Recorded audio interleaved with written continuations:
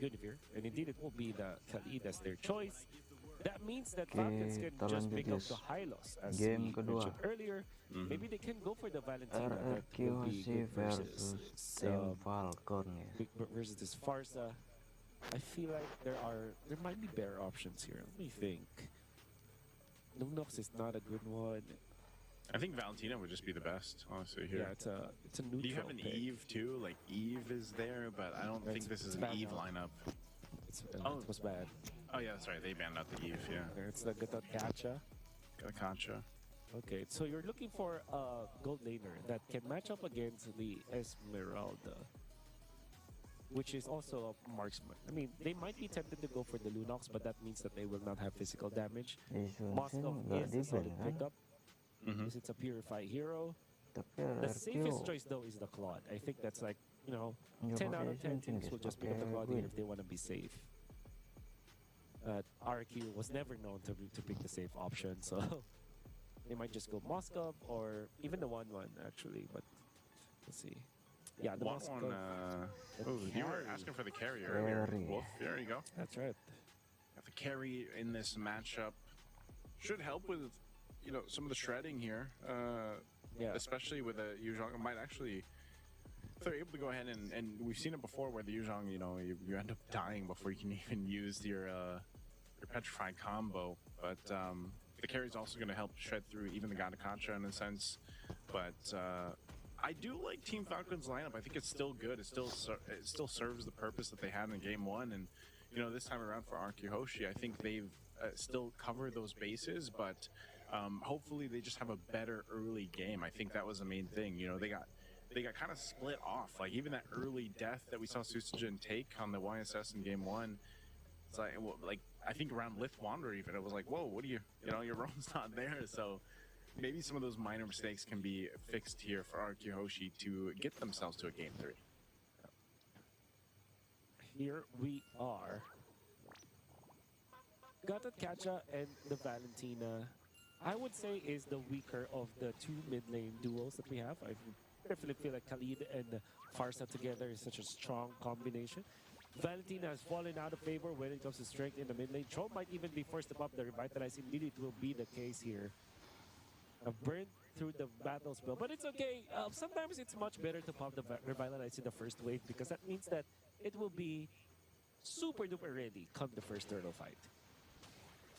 Yeah, this is what we typically see too with the Khalids, and you be aggressive, get some of those early balance spells down too, eventually the ultimates, but also just you're good at being able to go ahead and like bait some of these things from the opposing team too, just because you can go ahead and heal back up with Quicksand Guard and be a distraction in yourself. So this time around, nothing too crazy, even into that first Lith Wander, which is the best case. So, that alone is Rrq Hoshi saying, like, let's not make that mistake that we did from Game 1.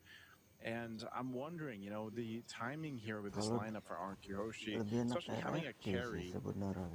Is carry still basically you need those 3 items to lock in? Scaling-wise, she still needs the, tips, she still needs those 3 items. Yeah, 3-item power spike. Power spike. For all those who don't know. Yeah, that's the tips. Yeah, for sure. Look at this. Susujin, popping the Requiem. Revitalize is going to be used again. Troll, he might be in trouble this time as First Blood go to the hands of Dyron. Team Falcons look like they wanted to make a play up there, but that's what I was saying. The Guinevere is going to help a little bit more, though, just because, again, you have that crowd control plus that Requiem to follow through with the rest of this lineup here. Yep. Actually, it actually depends on the carry on what he decides to go for. If he wants to go for the Trinity, yeah, for sure he's going to farm. But I think that overall, anytime that you can deliver a kill to the carry, you can actually activate him. Okay, Dragon Form going to be used. All for the space for Boyet to go ahead and get this turtle. A feathered airstrike to keep Troll up at bay. I'm not sure if this is going to break into a fight. A good usage of the Raging Sandstorm stolen by Coffin. And once again, they're going to be duking it out. A 1v1 with Irok and Troll going at it. But Boyet's finally going to fall. A good play from Coffin, the MVP from Game 1. But it's a trade, though. And Rrq Hoshi gets that trade in their favor. Yeah, big trade. That will be in favor of Rrq Hoshi. I was surprised that Coffin still survived after that, but he actually started the fight so well for Team Falcons. I wonder how Boyet died in there, but yeah, that was the costly death out there. Fortunately for him, Sutsujin dropped way before he dropped. So that means that when it comes to the EXP, Boyet will have a little bit of an advantage. But overall, Rrq Hoshi more than happy to take that trade. Guys.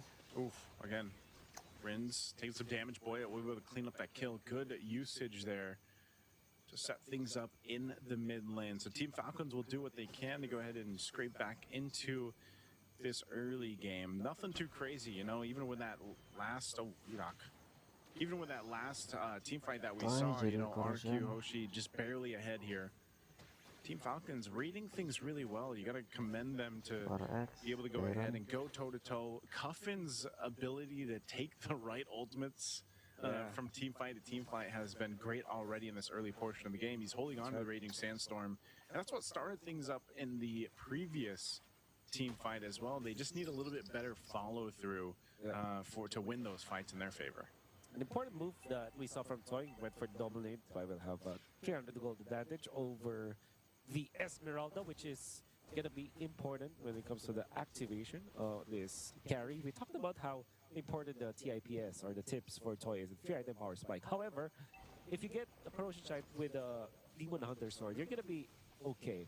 But there has to be a way to lock down your opponents. You have to freely hit your opponents, and that's what Rrq Hoshi needs to find here.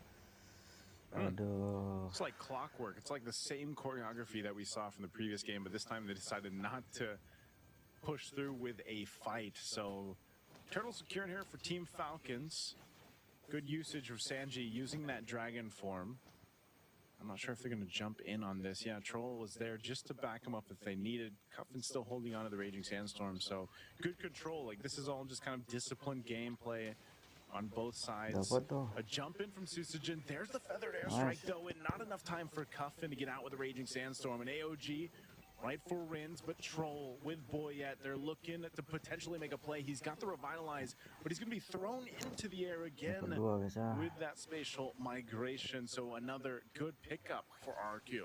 Great pickup for Rrq Hoshi as we're looking for opportunities to get good targets.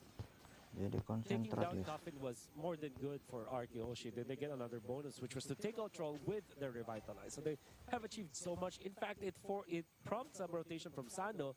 That meant that there will be no one to defend this bottom lane, and Toy will be able to push that lane for the team and further increasing the lead that Rrq Hoshi has right now. About 2,000 gold, 5 minutes in or 6 minutes in. When it comes to EXP, they are at par with Boyet anyways. Of course, Boyet has a little bit of XP lead over Sutsujin, but come the next turtle, they can actually team fight if they do utilize all of their abilities and their heroes. So, Rrq Hoshi, good start for them. Oh, Sano falling down, big play down bot. Rrq Hoshi, again, all this too is just buying time here for Toy to go ahead and scale up on this carry. He's going to be a big portion of the damage later on once Rrq gets to that stage of the game. You know, carries there to shred it out. But, you know, when you have this kind of start for Rrq Hoshi in terms of, you know, your roams got kills, your XP lanes got them, Rins is pumping out the damage, and Susujin, all part of this plan is just to really set things up with the crowd control that comes with the Guinevere. But Team Falcons so far relying on Boyet here to go with the 50-50 on the Retribution. We'll see if he gets enough space. Pops out the shadows there to be able to go ahead and secure it. So Boyet gets the turtle. This fight's going to break out. Cuffin jumping in with the Raging Sandstorm again. Can't get away. So once again, Boyet looking potentially to do some damage. No shadow kill though. But hey, they've done enough. Getting back into this game, they've got a little bit of gold to work on. Putting pressure here on the tier 1's going to be great for them. Diamond taking a couple shots. Sano there. Landshaker to be dropped down. Boyet joining the fight back. Does he have the shadow kill soon? It's a 3v1 with Dyron holding his own. He's got the Homelander shields to keep him up, but he will finally be pushed off that tier 1 turret. Great pick. I don't know if Dyron survived that. That's actually pretty crucial, but Team Falcons will collect the turret takedown as their consolation prize. There could be a kill down the bottom lane as Rrq Hoshi are poising to go for a death brush play. It's gonna be good, but Team Falcons has a wombo combo that's very scary later on. Rrq Hoshi survived that. Fortunately, they have the dashes for that one. But if Team Falcons layered that properly, that would be so scary. That's AOG into the stolen Raging Sandstorm from Gotf. And of course, Sanji starting it with the Petrify on the Black Dragon 4. That would be a very scary ultimate combo for Team Falcons, and Rrq Hoshi has to really mind that all the time. I guess for Team Falcons right now, they're going to be banking on the fact that they can go together as a team. Toy skips the Demon Hunter Sword and goes for the Golden Staff first. I believe that this is also going to help him out up against the low HP heroes, for example, Boyet as well as Coffin. Provided, of course, that he is allowed to freely hit. You need to deliver some kills to Toy. So what I generally mean to about that is that you have to keep Team Falcons players in place. Edok with a stun or Rinse, for example. That might be the opening for Toy. They're going to go for this. Edok too, taking some damage. He's going to quick sand guard up. Feathered Airstrike to help keep them at bay. Revitalize was burnt down though, so with Lord being up, I'm not sure if either team is actually in position to take this just yet. They might want to choose to wait for those, of course, the Raging Sandstorm and the Feathered Airstrike to be back up for Rrq Hoshi, so it's more so just kind of delaying this given the information, but I think Team Falcons will go ahead and keep Sano at least on the top side to put pressure there. You see the orange buff going in the hands of Toy now. This is what I was talking about with the transition period earlier on, just minutes ago, where, you know, now it's Toy's time to shine. He's had plenty of time to go ahead and farm up. He's got buffs now, and now that we're focused on these Lords, he's going to be crucial to stay alive. So now Team Falcons kind of has to watch out for that, not get set up with that Raging Sandstorm and make things happen. Good burn in the Flicker, though, against Rin's. Rin's going to stay alive for this. Sanji waiting patiently. Susujin grabbing his purple buff, but still, I think this is just a stalemate unless Team Falcons decides to give it a go. They have their own Raging Sandstorm, but not much of an angle to go for just yet. Being very hectic once again for Team Falcons. Toy now has the Trinity. That's 10 minutes and 17 seconds. Quite on time, especially because of the patch that we have recently. Oh, Feathered Airstrike dropped down. Edok jumped in. Coffin holding on still. But Sanji is gone. It happened so quick, and now Troll's going to be next. He's thrown into the air. Nowhere to go, and it's a double for Toy, as we expected. The carry is online, and now they've just got to free it Lord to go ahead and secure after those 2 kills. Ain't that the perfect timing to get your free item power spike? Toy had his Demon Hunter Sword along with the Spinning Light Wheel, all of the kit from the carry. That's true damage that you can actually hit the Black Dragon with. Oh, again, Sano getting caught here. Spatial migration improvement point. The Squidward so strong, and now Boyet finally getting caught again. Put another kill for Toy.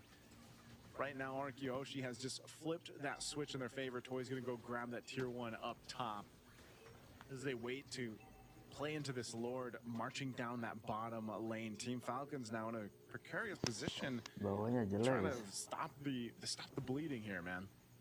One of the hidden techs that we usually see up against the Yuzhong from way back is to pick up the carry, because you have the Purify or the Flicker, you're okay against the Yuzhong. And if the Yuzhong messes up, you can actually utilize your ultimate and just keep on attacking even the Black Dragon form. Because even if you have so much defense and so much HP, the damage output coming out from the carry is true damage, and it's also HP based. So it's actually more than enough to take out the Yuzhong. As you saw, Sanji couldn't even stay in front of the carry because of how strong he is. Now Rrq Hoshi are showing us how it's done. They have adjusted, and now they are leading by so much. See how they approach this. Lord's going to march into this bottom turret. They will take down the bottom base turret again. A spatial migration into the Feathered Airstrike combination. Revitalized from Troll will keep him alive, but Sanji is gone. Cuffin deleted as well as Toy just shreds through the health bars of Team Falcons, clipping the wings here in a game at 2. Taking them a little bit longer to end it, but it's a double for Troll, or double for Toy as Troll falls, and Boyet can't do anything as Rrq Hoshi takes us to a game 3. Just like yesterday when we saw Team Falcons, they were the team during that last series and also the last series Kita for lanjut today. Of course, game di number game 3. ketiga, Gotta guys. credit it to what Rrq Hoshi has done though, because they were able to recover. Team Falcons were already controlling the early stages of the game, but Rrq Hoshi with the right moves, the right pickoffs,